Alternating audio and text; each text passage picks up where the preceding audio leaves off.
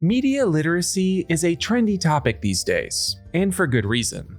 From social media platforms that prioritize extreme reactions over anything else, AI chatbots that are overly concerned with giving a user what they want to hear, and streaming platforms encouraging writers to create material made to be consumed in the background of someone's daily life, it feels like the skill of appreciating and interpreting nuance is being tossed to the side in favor of easily digestible slop.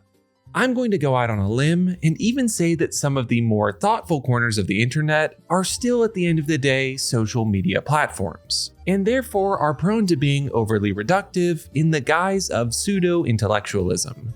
Rather than throw out any examples that may ruffle feathers, I'll focus on an easy target: myself. I make video essays about mainly romance anime on YouTube. I try to keep a very clear vision in mind when it comes to picking topics. I want to lean positive, and I want to be genuine. I like to think that I've done a good job of that, but there's always that tug to make something more inflammatory, more over the top, something that a potential viewer just has to click on. If you want to do something funny, watch my video covering Toradora after this one.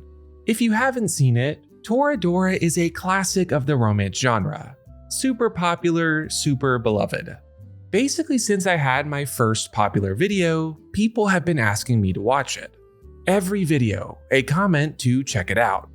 Eventually, I did. And I didn't really get it, if I'm being honest. Watch my video through that lens. Writing that script was so hard because my gut didn't love the show, but my content brain was telling me that my audience was expecting me to glaze it. I'm actually super proud of that video in hindsight. I never lied or stretched the truth to make it seem like I appreciated Toradora more than I did. I simply pulled out the parts that I did think were interesting, fun to dig into. And afterwards, I can honestly say that I do appreciate Toradora more than I would have if I had just turned it off after the finale and moved on with my life. It wasn't easy, but I think it was worth it. And if I had wanted to make a more critical version of that video, spending the same time to inspect Toradora would have also led to a final product that was thoughtful, instead of purely emotion-driven. That's the core of media literacy in my eyes. Bridging the gap between how something makes you feel and why you feel that way. It's really easy to feel. Just on account of consuming a piece of media, you will feel some way about it. Even if it makes you so bored you fall asleep halfway through, that's a feeling. But for as easy as feeling is, figuring out why you felt that way can be surprisingly hard. It's a really active experience, an actual exertion of effort. But the cool part is that I found it to be a lot like a muscle. You can exercise it, make it stronger and easier to flex in the future. You'll find that you remember things you watch or read better and in more detail. Debates with your friends are more fun and interesting. And maybe best of all, you'll start to build this library in your head of the things that you've seen, and start to notice the patterns that connect all pieces of storytelling. It's magic, honestly. So today, I want to talk about the simplest and easiest way to work out that media literacy muscle, and we're going to do it focusing on anime. This is partially because that's what I focus on already on this channel, but I also think anime is a great starting place to do this in general. There's always an undercurrent here in the US where I am that animated things are just for kids, or that anime more specifically is merely a bastion of crude jokes and fan service. But I really do believe that there is some amazing entertainment and art in the anime medium. Stories that are unique in their own right, or even familiar tales that reach their full potential in these 2D playgrounds of sound design, visual flair, and precise voice acting. Anime is also just a lot of fun for the most part. Media literacy is not reserved for just the Shakespeares and Hemingways, so starting somewhere familiar and engrossing might be the best path ahead. Anyway, let's just jump right into it. Also, as a side note, I will be focusing only on pilot episodes for this video. to make sure everyone is on the same page and to avoid spoilers.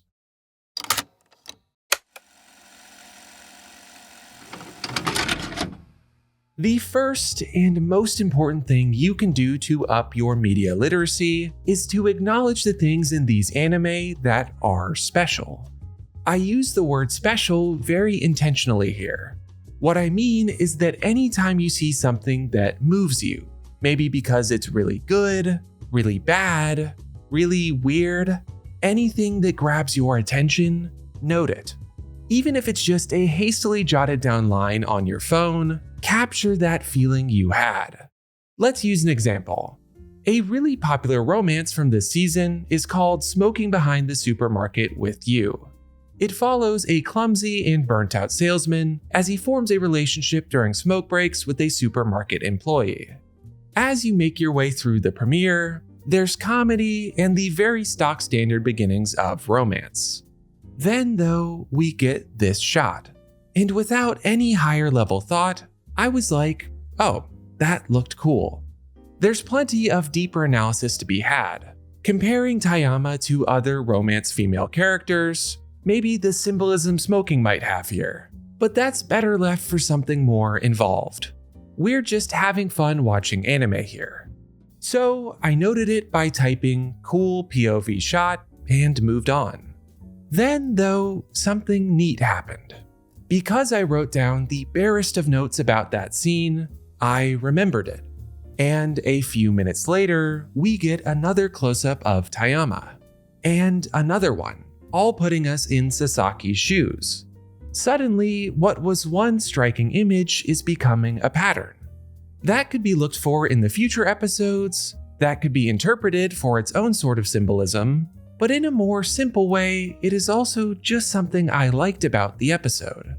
If I'm talking with a friend about Smoking Behind the Supermarket, I don't just have to say I liked it. I can say I liked how much they used those POV shots.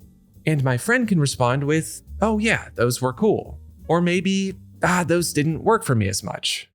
I think having concrete things you like about the stuff you consume is awesome.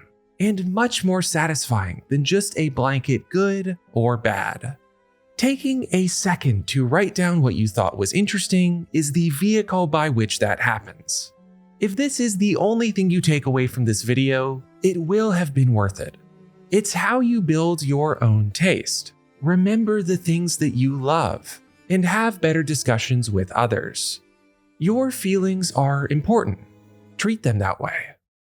The second way that you can build your media literacy is in the comparisons you can make once you start building your little library of special things from step 1.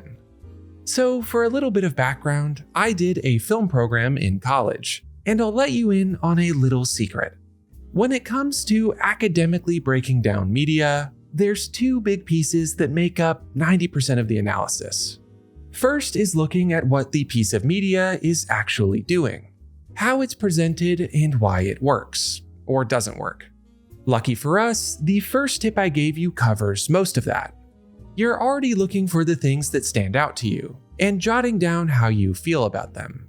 You're starting to piece together cause and effect as it relates to technique and finished product. The second part of formal analysis is comparison to other, more established pieces of media. So much of what makes for compelling storytelling is the construction and subversion of common tropes, and pulling out those connecting threads is a really fun and rich way of doing analysis. For this example, let's look at Frieren, one of the best modern anime, at least in my opinion. The premiere is some exceptional storytelling. Starting at the end of the first hero's party's journey, and seeing how time slips by for Frieren is electric stuff. The scene where Frieren finally realizes the grief and regret she has at Himmel's funeral is textbook write that down stuff. It makes me feel so many different ways that are interesting to build all of these bridges off of. But it also invites comparative analysis. Think about how Frieren starts versus another fantasy anime, like Delicious in Dungeon, for example. Maybe compare Frieren as a protagonist to another super popular anime character, like Satoru from Jujutsu Kaisen. Doesn't seem like the most obvious comparison, but with your newly tuned observation skills, the connections appear seemingly out of thin air. Both are super powerful, but also used for comedic effect. They're both revered by others from the start, but they take a while to show off their full strength. Pretty cool, right?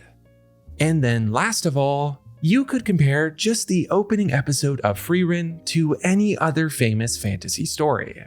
For this example, what about Frieren's characterization as an elf to the elves from Lord of the Rings? How does the immortality aspect feel in both stories? What role does death play in both? The possibilities are literally endless, and that's why consuming anime more thoughtfully is so rewarding. And who knows, maybe one day you'll want to tell a story of your own, and then this technique is even more valuable. Now you have a library of tropes you can pick and choose from, push together and twist to your liking like some wizard over a bubbling cauldron. Some say comparison is the thief of joy, but when it comes to appreciating the things that you watch, it's maybe the most joy you can have. For being such a hot button issue these days, media literacy is surprisingly straightforward. It's literally just taking a moment to reflect on what you just watched and how it made you feel.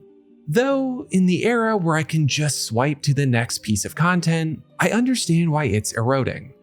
I hope that my video today has helped in even a small way to knock it down from its lofty pedestal. You can build and refine your media literacy consuming the same things that you already are.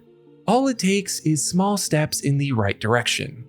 Note the things that you find interesting, and think about where you might have seen them before. That can be a shot, a line of dialogue, a musical cue. If they're important to you, then they're important. That's the beauty of art. So consume as much as you can, think about what you consumed, and talk about it with others, whether that's friends, family, or in any number of threads and communities online.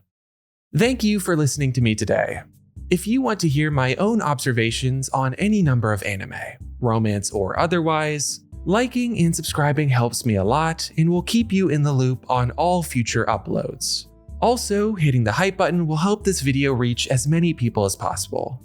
I'm Slam Anime, and I'll see you next time.